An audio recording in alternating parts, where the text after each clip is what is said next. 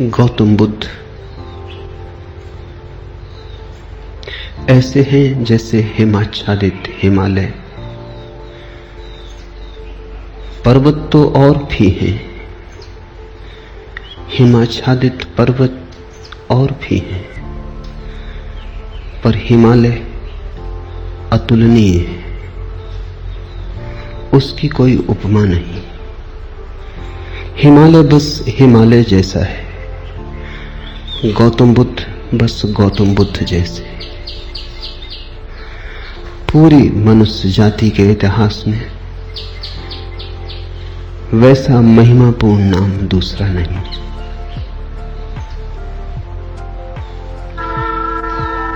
गौतम बुद्ध ने जितने हृदयों की वीणा को बजाया है उतना किसी और ने नहीं।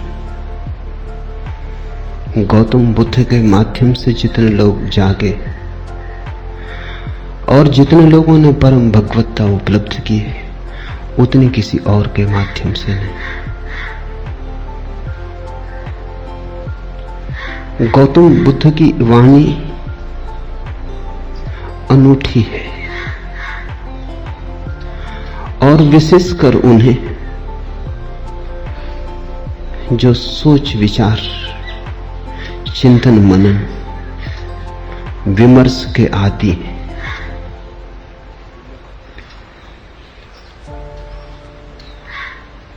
हृदय से भरे हुए लोग सुगमता से परमात्मा की तरफ चले जाते हैं, लेकिन हृदय से भरे हुए लोग कहां हैं? और हृदय से भरने का कोई उपाय भी तो नहीं है। हो तो हो, न हो तो न हो। ऐसी आकस्मिक नैसर्गिक बात पर निर्भर नहीं रहा जा सकता। बुद्ध ने उनको चेताया जिनको चेताना सर्वाधिक कठिन है। विचार से भरे लोग, बुद्धिवादी, चिंतन मननशील, प्रेम और भाव से भरे लोग तो परमात्मा की तरफ सरलता से झुक जाते हैं, उन्हें झुकाना नहीं पड़ता। उनसे कोई ना भी कहे तो भी वे पहुंच जाते हैं, उन्हें पहुंचाना नहीं पड़ता। लेकिन वे तो बहुत थोड़े हैं और उनकी संख्या रोज थोड़ी होती गई है। उंगलियों पर गिने जा सके ऐसे लोग हैं। मनुष्य का विकास मस्तिष्क की तरफ हुआ है, मनुष्य मस्तिष्क से भरा है। इसलिए जहां जीसस हार जाएं, जहां कृष्ण की पकड़ न बैठे, वहां भी बुद्ध नहीं हारते। वहां भी बुद्ध प्राणों की अंतरतम में पहुंच जाते। बुद्ध का धर्म बुद्धि का धर्म कहा गया है। बुद्धि पर उसका आदि तो है, अंत नहीं। शुरुआत बुद्धि से है, प्रारंभ बुद्धि से है, क्योंकि मनुष्य वहां खड़ा है। लेकिन अंत उसका बुद्धि में नहीं। अंत तो परम अतिक्रमण है, जहां सब विचार खो जाते, सब बुद्धिमत्ता विसर्जित हो जाती, जहां केवल साक्षी, मात्र साक्षी शेष रह जाता है। लेकिन बुद्ध का प्रभाव उन लोगों में तत्क्षण अनुभव होता है जो सोच विचार में कुशल है। बुद्ध के साथ मनुष्य जाति का एक नया अध्याय शुरू हुआ। 2500 वर्ष पहले बुद्ध ने वह कहा जो आज भी सार्थक मालूम पड़ेगा और जो आने वाली सदियों तक सार्थक रहेगा।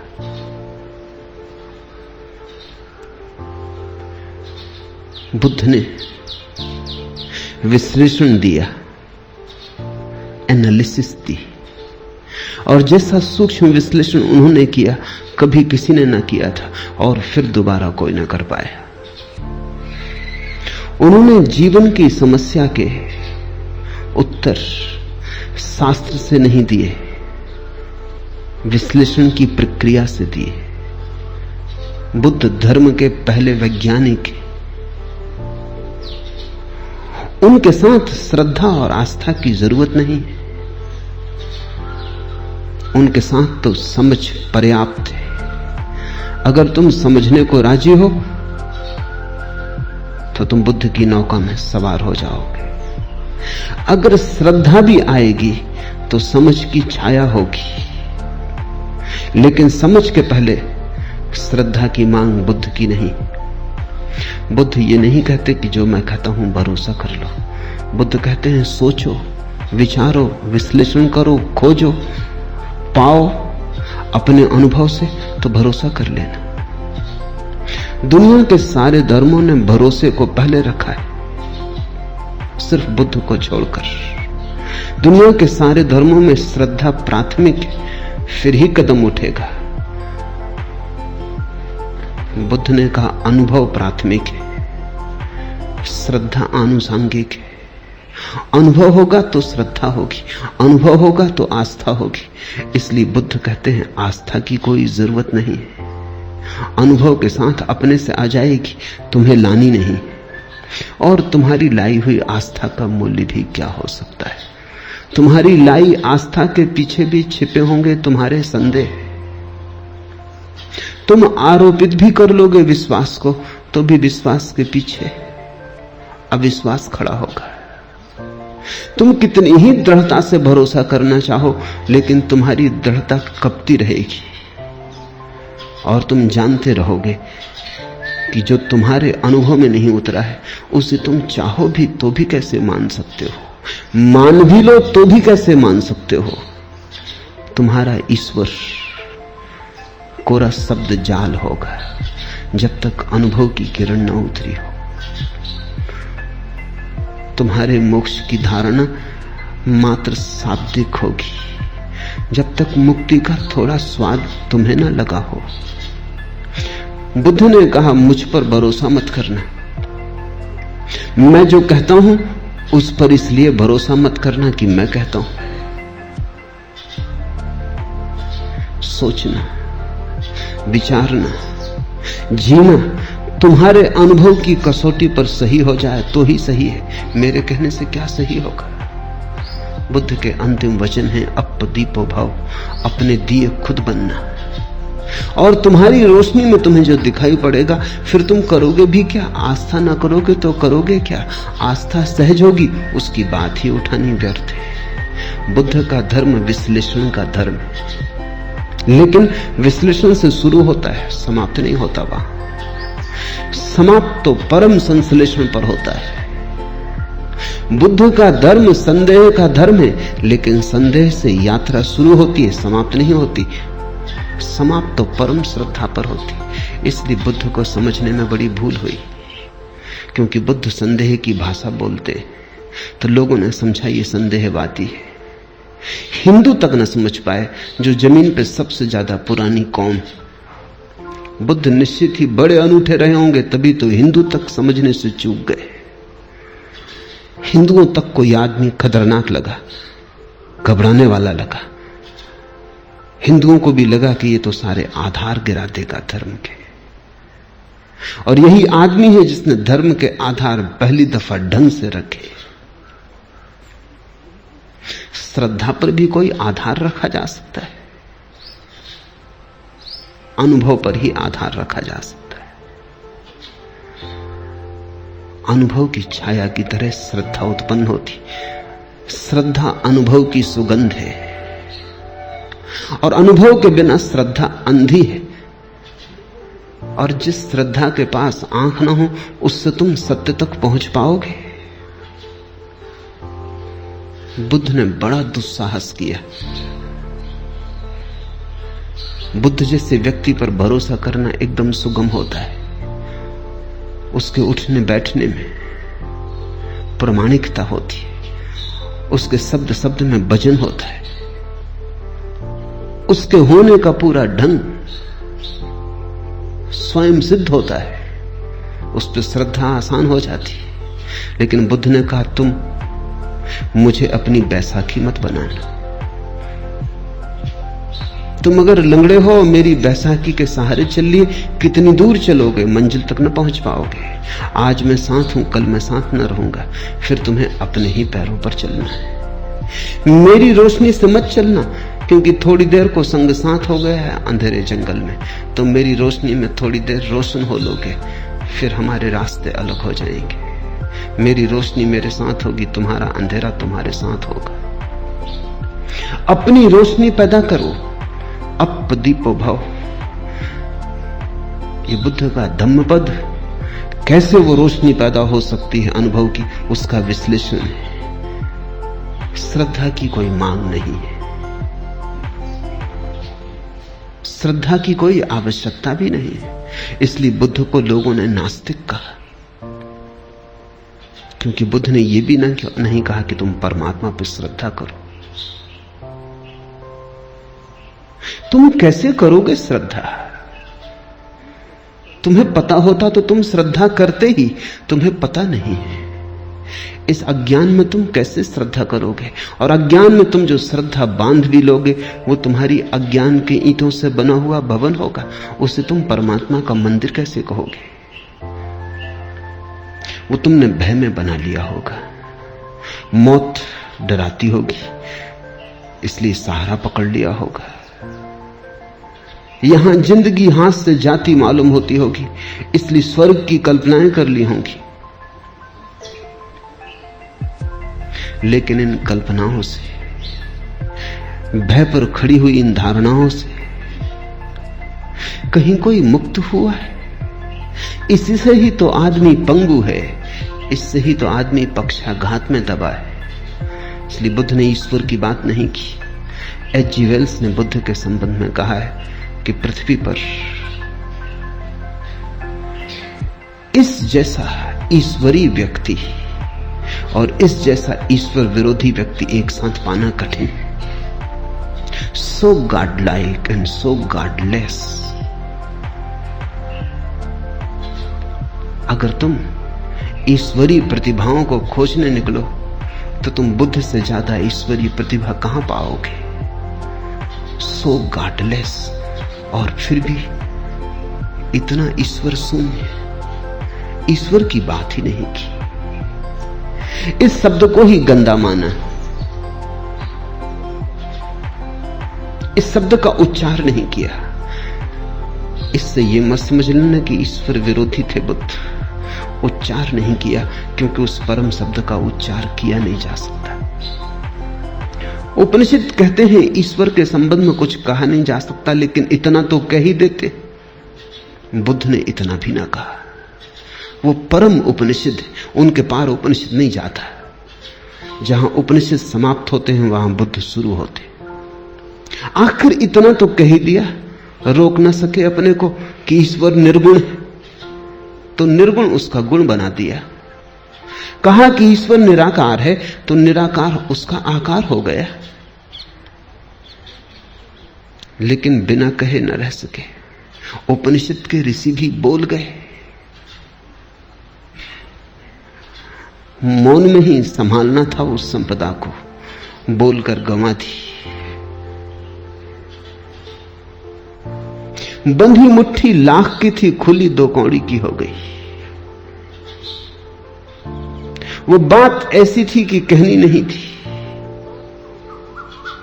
क्योंकि तुम जो कुछ भी कहोगे वो गलत होगा। यह कहना भी कि परमात्मा निराकार है गलत है, क्योंकि निराकार भी एक धारणा है,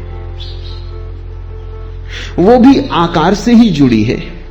आकार के विपरीत होगी तो भी आकार से संबंधित है। निराकार का क्या अर्थ होता है? जब भी अर्थ खोजने जाओगे आकार का उपयोग करना पड़ेगा। निर्गुण का क्या अर्थ होता है? जब भी कोई परिभाषा पूछेगा गुण को परिभाषा में लाना पड़ेगा। ऐसी निर्गुणता भी बड़ी नपुंसक है जिसकी परिभाषा में गुण लाना पड़ता है। और ऐसे निराकार में क्या निराकार होगा जिसको समझाने के लिए आकार लाना पड़ता है। बुद्ध से ज्यादा कोई भी नहीं बोला और बुद्ध से ज्यादा चुप भी कोई नहीं। कितना बुद्ध बोले। अन्वेषक खोज करते हैं तो वो कहते हैं एक आदमी इतना बोला, ये संभव कैसे? उन्हें डर लगता है कि इसमें बहुत कुछ प्रक्षिप्त है, दूसरों ने डाल दिया है। कुछ भी प्रक्षिप्त नहीं है। जितना बुद्ध बोले पूरा संग्रहित ही नहीं हुआ है। खूब बोले और फिर भी उनसे ज्यादा चुप कोई भी नहीं, क्योंकि जहां जहां नहीं बोलना था वहां नहीं बोले। ईश्वर के संबंध में एक शब्द ना कहा। इस खतरे को भी मोल लिया कि लोग नास्तिक समझेंगे, और आज तक लोग नास्तिक समझे जा रहे हैं, और इससे बड़ा कोई आस्तिक कभी हुआ नहीं। बुद्ध महा आस्तिक है। अगर परमात्मा के संबंध में कुछ कहना संभव नहीं है तो फिर बुद्ध ने ही कुछ कहा, चुप रह के इशारा किया। पश्चिम के एक बहुत बड़े विचारक विटगेंस्टीन ने अपनी बड़ी अनूठी किताब ट्रैक्टेटस में लिखा है कि जिस संबंध में कुछ कहा ना जा सके उस संबंध में बिल्कुल चुप रह जाना उचित है। That which cannot be said must not be said। जो नहीं कहा जा सकता कहना ही मत, कहना ही नहीं चाहिए। अगर विटगेंस्टीन बुद्ध को देखता तो समझता। अगर विटगेंस्टीन के वचन को बुद्ध ने समझा होता तो मुस्कुराते और उन्होंने स्वीकृति दी होती। विटगेंस्टीन को भी पश्चिम में लोग नास्तिक समझे, नास्तिक नहीं है, पर जो कही नहीं जा सकती बात अच्छा है ना ही कही जाए। कहने से बिगड़ जाती, कहने से गलत हो जाती। लाओ से तक कहता तो है प्रथम वचन में अपने ताओ ते किंग में कि सत्य कहा नहीं जा सकता और जो भी कहा जाए वो असत्य हो जाता है, लेकिन फिर भी सत्य के संबंध में बहुत सी बातें कही बुद्ध ने नहीं कही। तुम कहोगे फिर बुद्ध कहते क्या रहे? बुद्ध ने स्वास्थ्य के संबंध में एक शब्द भी नहीं कहा, केवल बीमारी का विश्लेषण किया और निदान किया, औषधि की व्यवस्था की। बुद्ध ने कहा मैं एक वैद्य हूं, मैं कोई दार्शनिक नहीं हूं। मैं तुम्हारी बीमारी का विश्लेषण करूंगा, निदान करूंगा, औषधि सुझा दूंगा, और जब तुम ठीक हो जाओगे तभी तुम जानोगे कि स्वास्थ्य क्या है। मैं उस संबंध में कुछ भी ना कहूंगा। स्वास्थ्य जाना जाता है, कहा नहीं जा सकता। बीमारी मिटाई जा सकती है, बीमारी समझाई जा सकती है, बीमारी बनाई जा सकती है, बीमारी का इलाज हो सकता है, सही हो सकता है, गलत हो सकता है, बीमारी के साथ बहुत कुछ हो सकता है।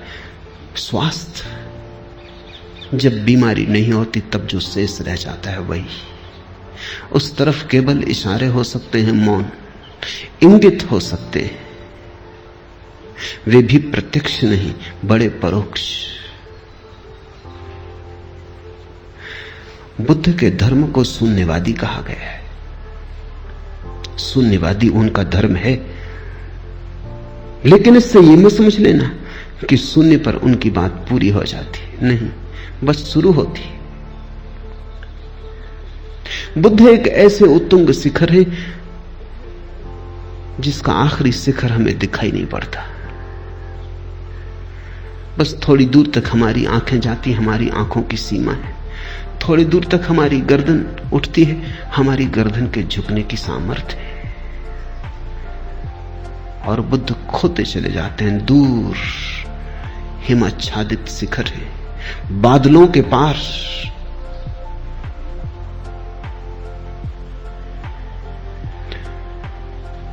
उनका प्रारंभ तो दिखाई पड़ता है, उनका अंत दिखाई नहीं पड़ता।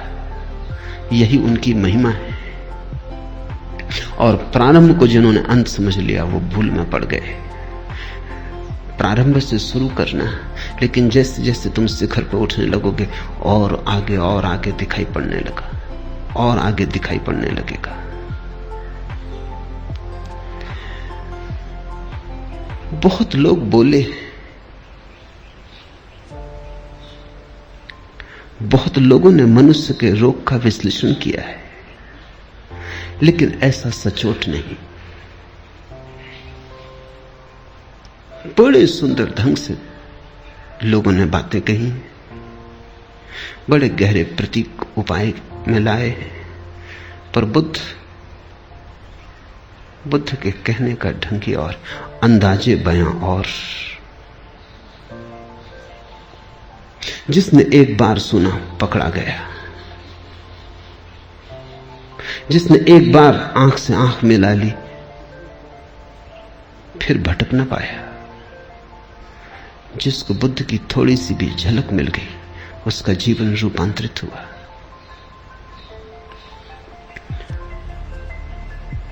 आज से 2500 वर्ष पूर्व जिस दिन बुद्ध का जन्म हुआ, घर में उत्सव मनाया जाता था। सम्राट के घर बेटा पैदा हुआ था, पूरी राजधानी सजी थी। रात भर लोगों ने दिए जलाए, नाचे, उत्सव का क्षण था। बूढ़े सम्राट के घर बेटा पैदा हुआ था, बड़े दिन की प्रतीक्षा पूरी हुई थी।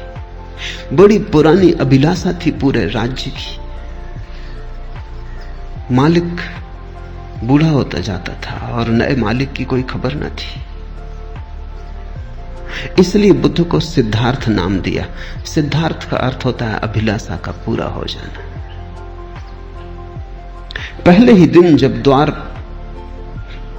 पर बैंड बाजे बजते थे, शहनाई बजती थी, फूल बरसाए जाते थे महल में, चारों तरफ प्रसाद बंटता था, हिमालय से भागा हुआ एक वृद्ध तपस्वी द्वार पर खड़ा हुआ आकर। उसका नाम था असीता। सम्राट भी उसे सम्मान करता था और कभी असीता राजधानी नहीं आया था। जब कभी जाना था तो शुद्धोधन को, सम्राट को स्वयं उसके दर्शन करने जाना होता था। ऐसे बचपन के साथी थे। फिर शुद्धोधन सम्राट हो गया, बाजार की दुनिया में उलझ गया। असीता महातपस्वी हो गया, उसकी ख्याति दूर दिगंत तक फैल गई। असीता को द्वार पर आए देखकर शुद्धोधन ने कहा, आप और यहां क्या हुआ, कैसे आना हुआ? कोई मुसीबत है, कोई अड़चन है? कहें। असीता ने कही, नहीं, कोई मुसीबत नहीं, कोई अड़चन। तुम्हारे घर बेटा पैदा हुआ, उसके दर्शन को आया हूं। शुद्धोधन तो समझ ना पाया। सौभाग्य की घड़ी थी ये कि असीता जैसा तपस्वी और बेटे के दर्शन को आया। भागा गया अंतःगृह में, नवजात शिशु को लेकर बाहर आ गया। असीता झुका और उसने शिशु के चरणों में सिर रख दिए और कहते हुए शिशु ने अपने पैर उसकी जटाओं में उलझा दिए। फिर तब से आदमी की जटाओं में बुद्ध के पैर उलझे। फिर आदमी छुटकारा नहीं पा सका और असीता हंसने लगा और रोने भी लगा। और शुद्धोधन ने पूछा कि शुभ घड़ी में आप रोते क्यों हैं? असीता ने कहा, ये तुम्हारे घर जो बेटा पैदा हुआ है, ये कोई साधारण आत्मा नहीं, असाधारण है। कई सदियां बीत जाती, ये तुम्हारे लिए ही सिद्धार्थ नहीं है, ये अनंत अनंत लोगों के लिए सिद्धार्थ है। अनेकों की अभिलाषाएं इससे पूरी होंगी। हंसता हूं कि इसके दर्शन मिल गए, हंसता हूं, प्रसन्न हूं कि इसने मुझ बूढ़े की जटाओं में अपने पैर उलझा दिए। ये सौभाग्य का क्षण है। रोता इसलिए हूं कि जब ये कली खिलेगी, फूल बनेगी, जब दिगंत में इसकी सुवास उठेगी और इसकी सुवास की छाया में करोड़ों लोग राहत लेंगे, तब मैं न रहूंगा। ये मेरा शरीर छूटने के करीब आ गया। और एक बड़ी अनूठी बात असीता ने कही है, वो ये कि अब तक आवागमन से छूटने की आकांक्षा थी, वो पूरी भी हो गई। आज पछतावा होता है, एक जन्म अगर और मिलता है तो इस बुद्ध पुरुष के चरणों में बैठने की, इसकी वाणी सुनने की, इसकी सुगंध को पीने की, इसके नशे में डूबने की सुविधा हो जाती। आज पछताता हूं, लेकिन मैं मुक्त हो चुका हूं। यह मेरा आखिरी अवतरण है, अब इसके बाद देह न धर सकूंगा। अब तक सदा ही चेष्टा की थी कि कब छुटकारा हो शरीर से, कब आवागमन से। आज पछताता हूं कि अगर थोड़ी देर और रुक गया होता। इसे तुम थोड़ा समझो। बुद्ध के फूल के खिलने के समय असीता चाहता है कि अगर मोक्ष भी दांव पर लगता हो तो कोई हर्जा नहीं। तब से 2500 साल बीत गए, बहुत प्रज्ञा पुरुष हुए, लेकिन बुद्ध अतुलनीय है।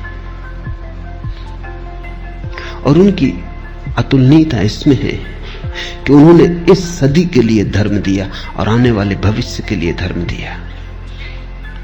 कृष्ण की बात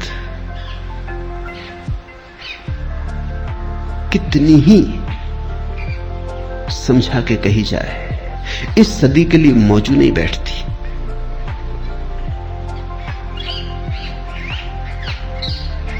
फासला बड़ा हो गया है, बड़ा अंतराल पड़ गया है। कृष्ण ने जिनसे कहा था उनके मनों में और जिनके मन आज उसे सुनेंगे, बड़ा अंतर है। बुद्ध की कुछ बात ऐसी है कि ऐसा लगता है अभी अभी उन्होंने कही। बुद्ध की बात को समसामयिक बनाने की जरूरत नहीं है, वो समसामयिक है, वो कंटेम्पररी है।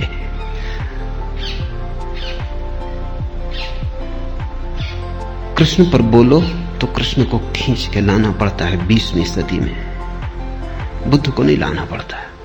बुद्ध जैसे खड़े ही हैं, 20वीं सदी में ही खड़े, और ऐसा अनेक सदियों तक रहेगा।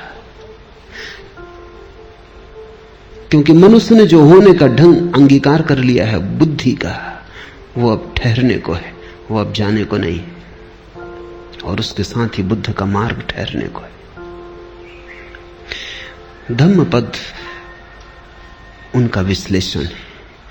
उन्हें जो जीवन की समस्याओं की गहरी छानबीन की है, उसका विश्लेषण है। एक एक शब्द को गौर से समझने की कोशिश करना, क्योंकि ये कोई सिद्धांत नहीं है जिन पर तुम श्रद्धा कर लो। ये तो निष्पत्तियां हैं प्रयोग की। अगर तुम भी इनके साथ विचार करोगे तो ही इन्हें पकड़ पाओगे। ये आंख बंद करके स्वीकार कर लेने का सवाल नहीं है, ये तो बड़े सोच विचार मनन का सवाल है।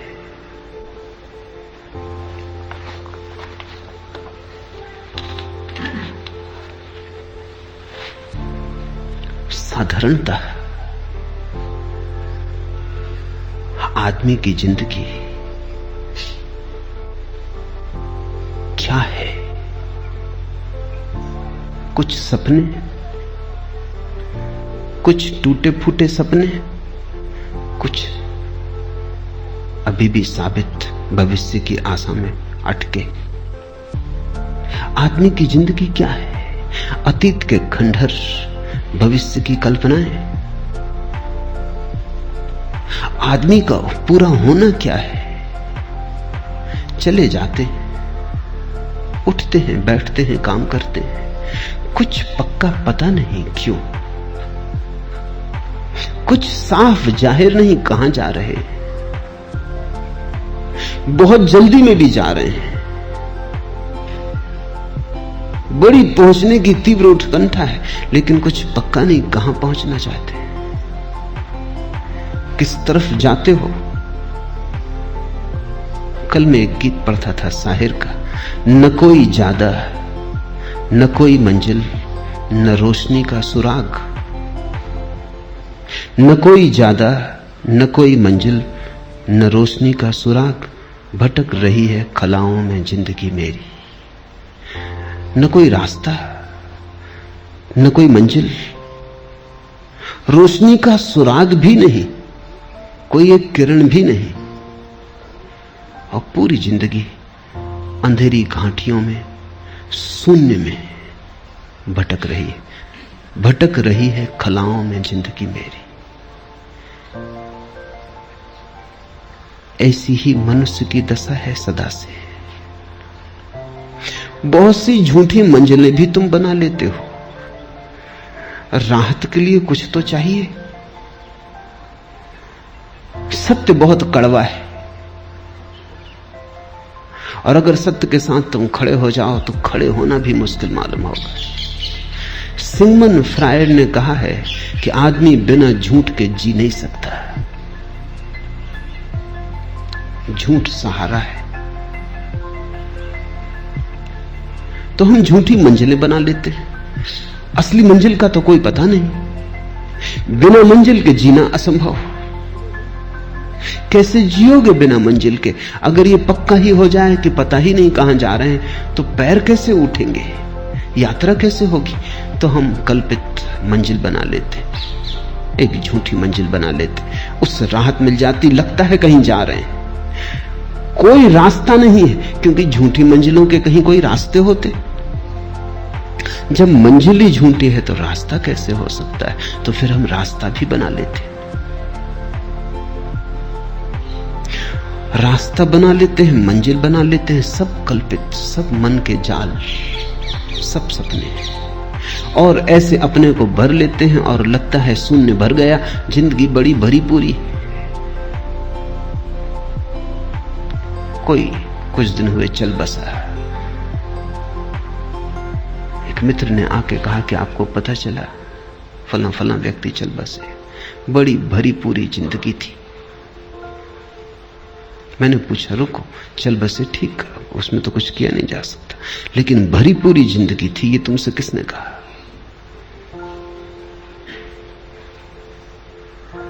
शायद उन्होंने सोच के कहा भी नहीं था। थोड़े झिझके कहा, मैं तो ऐसे ही कह रहा था, कहने की बात थी।